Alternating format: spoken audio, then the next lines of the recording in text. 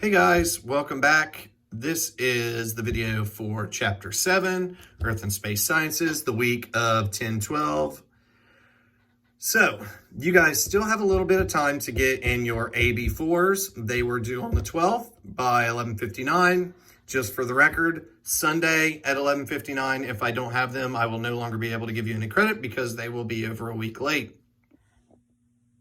Mini Lesson 4 is also due this week. It should be part of your thematic unit that started with Mini Lesson 3. So Mini Lessons 3, 4, 5, and 6 will make up 4 lessons. And that's practice for planning a week's worth of instruction. And then you'll have your big summative assessment at the end that you guys will share with me, hopefully at the end of Mini Lesson 6.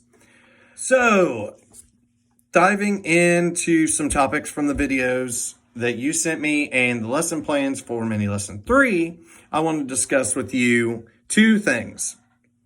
Number 1, I will not be able to speak to each student each day.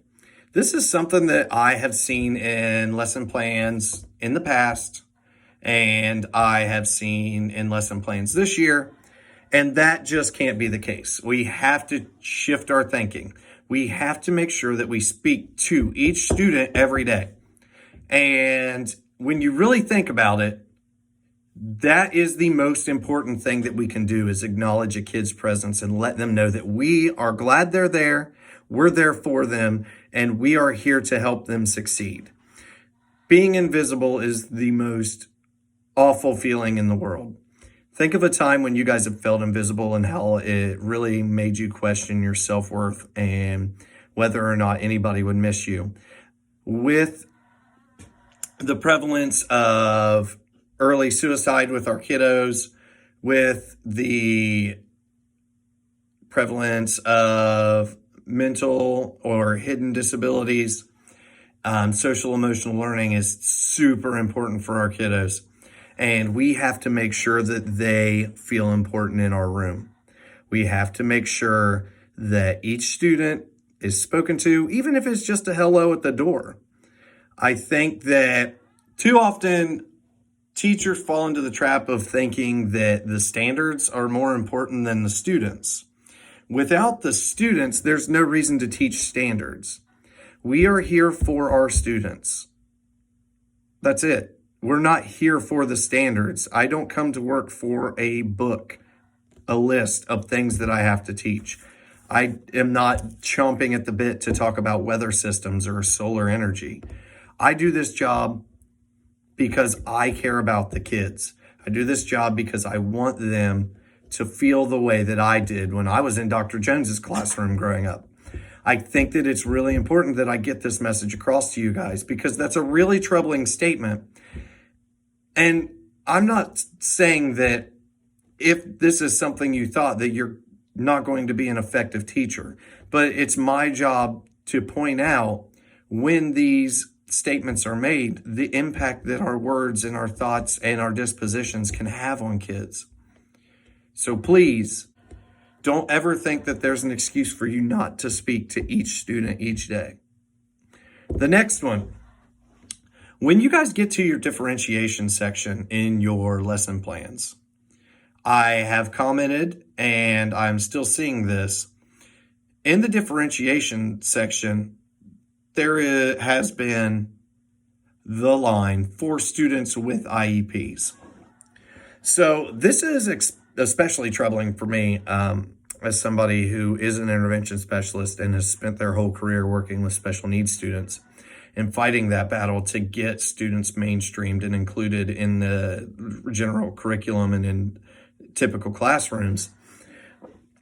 This mindset is very damaging for you as an instructor. It's also very damaging for students. When students come into your class, they know they have an IEP. They don't need for you to refer to them as IEP students. For so long, they have been grouped together. They have been counted out. They have been forgotten. They have been given accommodations they don't need. They have been the victim of teachers taking the individualized part out of the IEP and just making an education plan. When you write in your lesson plan, for students with IEPs, I will let them answer verbally. What if that kid can write? What if they're a very good writer and a terrible speaker? What if they have an awful stutter? What if they have a speech IEP and the only differentiation, the only accommodation that you're prepared to give them is to let them say something out loud in front of the class? What if they have an anxiety disorder? Or what if the student has a central processing disorder and it takes a significant amount of time for them to do anything? And here you are waiting in front of the class for them to answer something out loud in front of their peers. It's not fair to look at a kid with an IEP and expect them not to succeed. This is another shift in your thinking that we have to make. You have to look at these kids. You have to expect them to succeed, and you have to do anything you can to make sure it happens. And that means that when you write your lesson plans, you need to start thinking about, what am I going to do for struggling learners? How am I going to break this down into smaller chunks so that they can absorb it? What am I going to do for advanced learners who are so bored out of their mind by this easy stuff that they're starting to misbehave? Or what about the kid on the spectrum who can rattle through this like that, and then they just sit there? You're not doing those kids any favors either. So you need to think about how you're going to differentiate for students with and without IEPs who are struggling, and how you're going to differentiate for students who are just soaking it up. How are you going to challenge those kids? I don't want you to think that making this mistake right now as a pre-service teacher is any indication of how you'll be once you enter a classroom. I'm very thankful that I'm able to address this with you now, face to face, so that you understand where you're coming from and the impact that this can have on those kids. I worked in high school special ed for 10 years with juniors and seniors, and I had to deal with so many stigmas that the kids had developed themselves. Kids that wouldn't accept any accommodations and would fail just so they didn't have to look like they had an IEP. Because when they were in elementary school or junior high, teachers said, IEP kids, go with the teacher and take your test. Well, not all kids need that. You know, there are ways to include these kids to make them feel valuable, to make them feel worthy in our classroom, that we can do for all kids. This is how we should treat all of our kids. We should make an effort to meet each student's individual needs regardless of whether they have that paperwork. There are going to be kids that come into your room that maybe they're the adult in the house. Maybe they stayed up all night with their little sister who was sick and they're sleeping in your class. There are going to be kids that didn't bring a pencil to class because they don't have a pencil. They can't afford a pencil.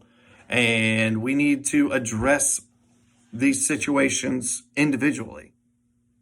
So when you write these lesson plans and when you teach your class, think of it as struggling learners and learners who need more of a challenge.